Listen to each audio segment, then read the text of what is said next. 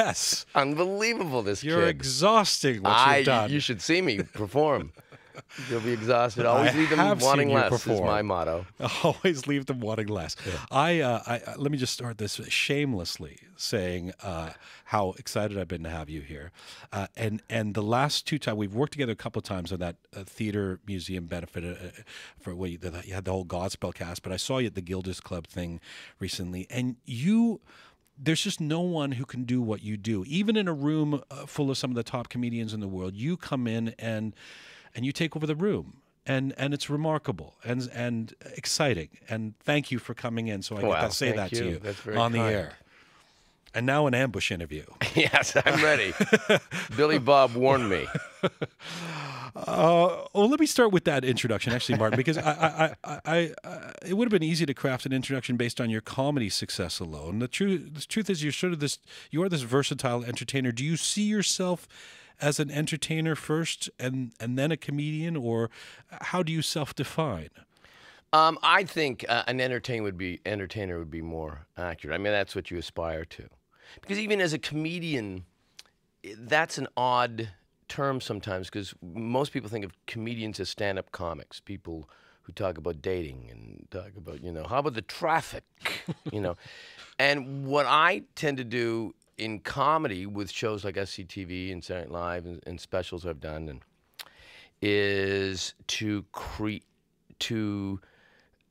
try to create characters that, although are comedic mostly and at times insane, so are the characters that you meet in life. So are the characters when you pick up your shirts and the guy can't get the stain out and he's wearing Madras pants and a button-down shirt, and you go, he's not in a sketch. This is his life. Right. But he's hilarious.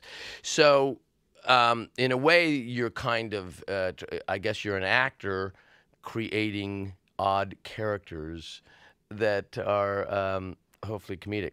So, but entertainer, I would say yes, because that's certainly on stage when you go out with an audience and an orchestra, you're there to entertain. But when you say one aspires to be an entertainer, that's what you.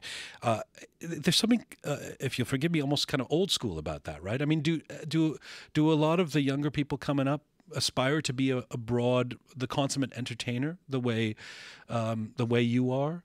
Well, I think that if they have certain, I immediately go to Justin Timberlake.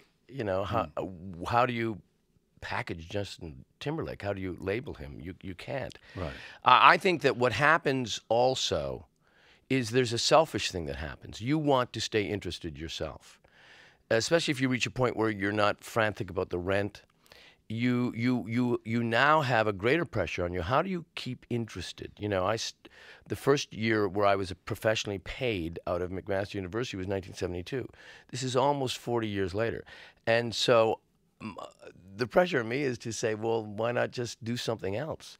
I used to think the hippest thing you could ever do, is when I turned 50, was to stop show business, go back to medical school, because I was a pre-meds for 2 years. Right. Become a doctor. So now you're about 56, 55. And then for the next 25 years, you're a doc. And then you die. Mm-hmm. And then 24-year-olds are saying, did you know that old Doc Short was once an actor? Why didn't you do that? I was booked somewhere.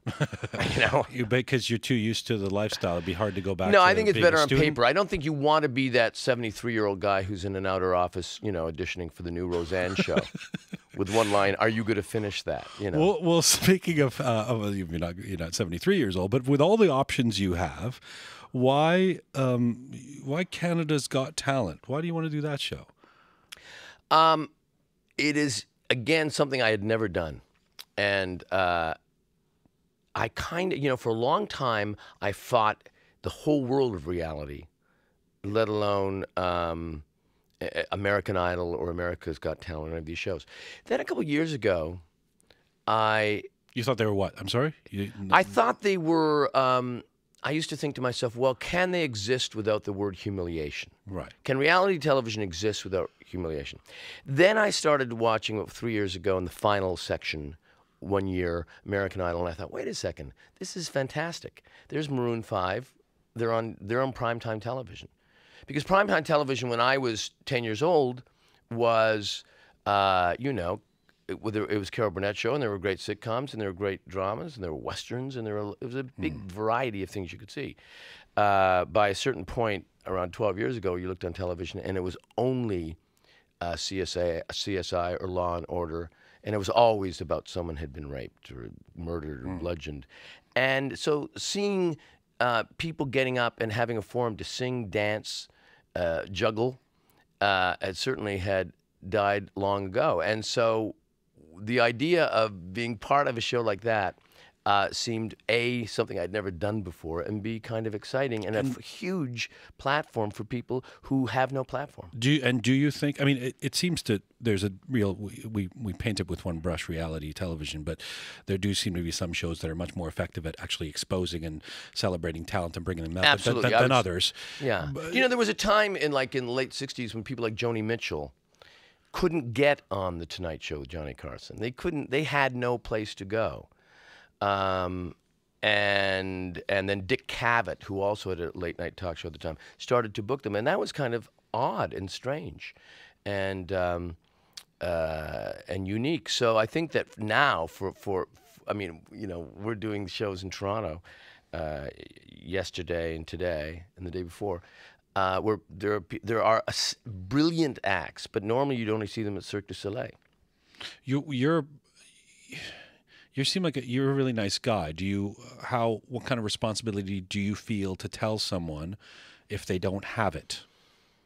I don't think that the job is to be mean or critical. I don't even think it's Canadian. You know what I mean? I think that you try to be constructive. I think if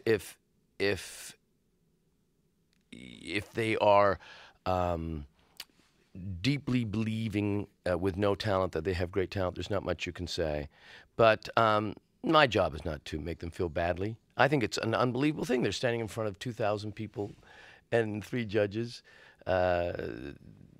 nervously shaking. I mean, I remember that feeling. Would you have gone on Canada's Got Talent? I don't think so. No. Why not? No.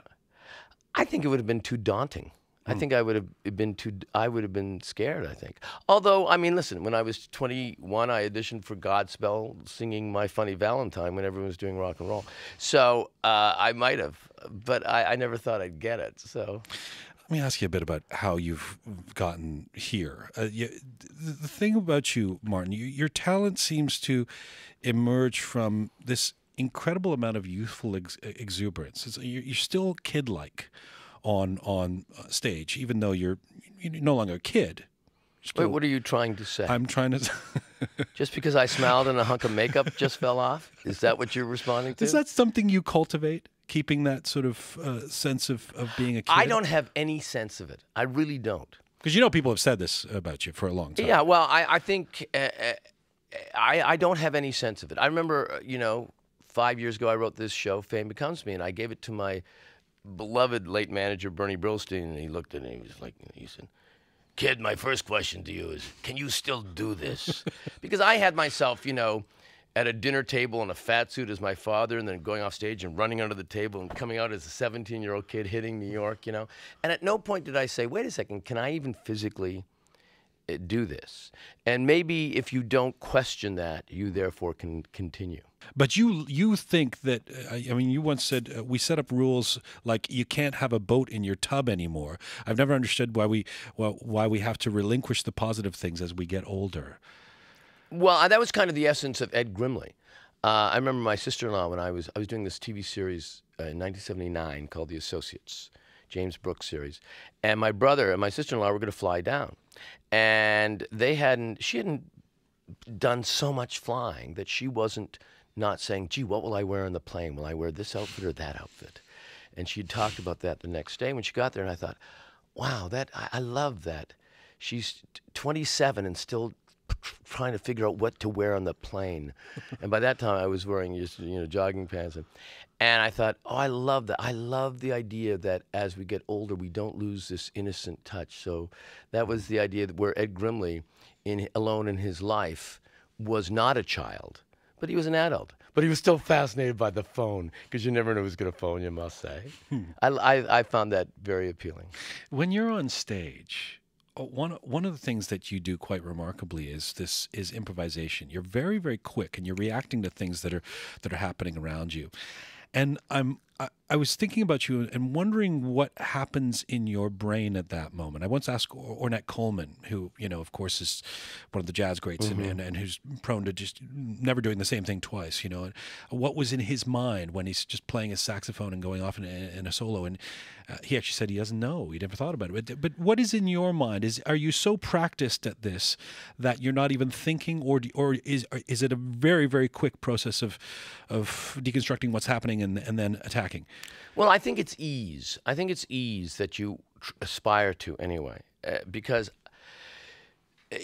you can work on lines and you can memorize lines, but the audience doesn't really care about that. They don't care if the joke doesn't work, or what they want is to hang with you, and they want to feel that you're loose and relaxed and was having fun. If Neil Simon, I've done 4 Neil Simon Broadway shows, and I'm telling you, it's Neil works on every word, and if you change a word, he's furious. But it's when the set falls down and smashes and breaks a piece, and you have to respond to it in the moment. That's when people say, they come backstage, "Oh, I love when the set fell. Does that happen every night?" And so I think that if you reach a point where you're just looking like you're having a loose, fine time, if you aspire to something, then maybe if you achieve it, then you can be in the moment and you can improvise and be loose and trust that what comes out of your mouth is going to be, if it's just in the moment, right, even if it's not hilarious, will be just fine. So it's all about being comfortable. Yeah, I remember the first time I did a major talk show was Dave Letterman's show in 1982. And I remember thinking, okay, so the gimmick here is that I have to do an impersonation of myself, really loose at a party. But I don't have an hour to rev up. It's not like that thing where you're going home from a dinner party and your wife or girlfriend says, "Gee, that one story you told was hilarious," because you don't have an hour to ramp up. You have to open with that story. And so you are trying to do an impersonation of yourself loose. But that's interesting that you should say impersonation of myself, because it was one of the things I wanted to ask you about, because you are known for these characters, whether it be Ed Grimley or Jiminy Glick or Katharine Hepburn.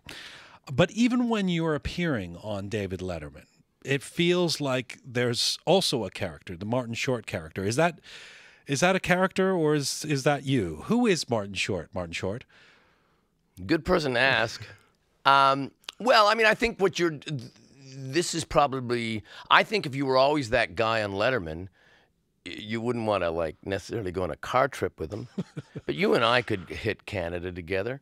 I think that this is probably who I am, but in the same respect, the Dave Letterman show is not Charlie Rose. If you do Charlie Rose, it's this. If you do Dave Letterman, you're doing, a variety show.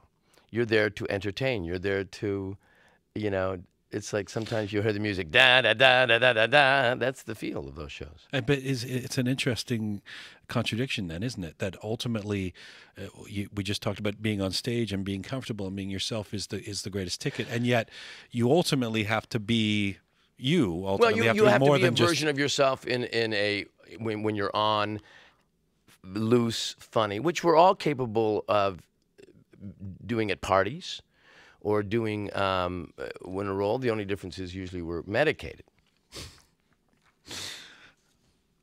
Oh, that was the end of that sentence. I had nothing else to say. I had hoped that you would fill it in. You do edit, right? We're live. What? We're live, sir. Oh, my Lord. Okay, let me ask you a bit about Jiminy Glick, because I have a couple of minutes. I was going to ask you about a lot of the other characters, but let me just get to him. I'm curious. That was such an interesting diversion in a way in what you did in your career, and it almost felt like you were sending up Hollywood and celebrity, which you had somewhat been part of for years. Were you?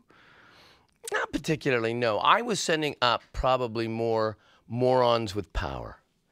To me, what was fascinating is that someone like Jiminy Glick this guy who says, the problem with interviewing is when you listen. That's the mistake, and that's the sign of arrogance. Someone like that actually has assistants who have to run out and get the right sandwich, and if they don't, they're nervous. I wanted tuna. This isn't tuna. And they're shaking in their boots. And that, to me, made me laugh. So he could have been a member of parliament. He could have easily been a member of parliament. He could be mayor of Toronto. He could be the dean of a school, a high school. I made him an entertainment reporter because at the time I was doing a talk show on King World, and I wanted him to go out and get more. You could send him to junkets, and you could send him to the Emmys. And the fact that his shallow obsession with show business without any kind of information. I mean, he once said to Mel Brooks, "What's your big beef with the Nazis?" And only he could ask that question. It was quite subversive, though, and biting. Did it ever get you in trouble, or did it affect your standing in Hollywood? No. Most of the people, I knew.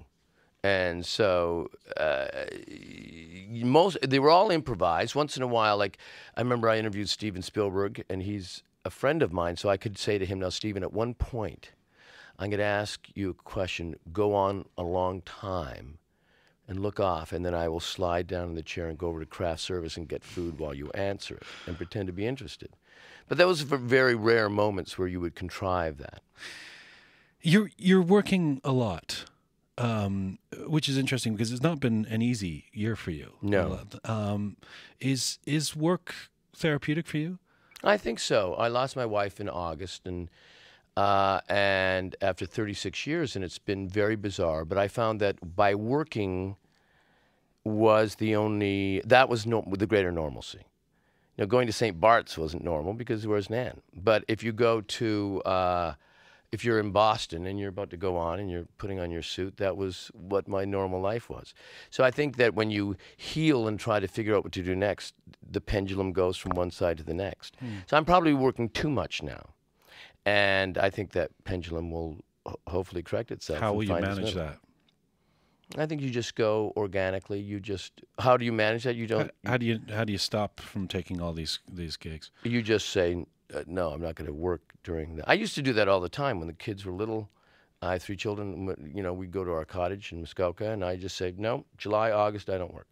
And I bet we make it the rent. I've only got like 45 seconds left. You once said, it's just a job to you. You could leave it at any time, but you don't leave it. The job of entertaining, of being all that you are. What is it that ultimately that you love about it so much? Oh, I think I've been very fortunate. I've looked at my kids, and they're trying to, they're at an age where they're trying to figure out that kind of passionate thing. I think if you stumble on something that you passionately enjoy, and again, it goes back to the hang. You hang with the greatest, most entertaining people imaginable. That's the big plus of it. Look, to get to meet you. I mean, can you imagine what I'm going through? Or can you? No, I can't imagine, actually. Well, Martin that's Short, very, very sweet of you. What a pleasure. Thank you, sir. Thank you for this.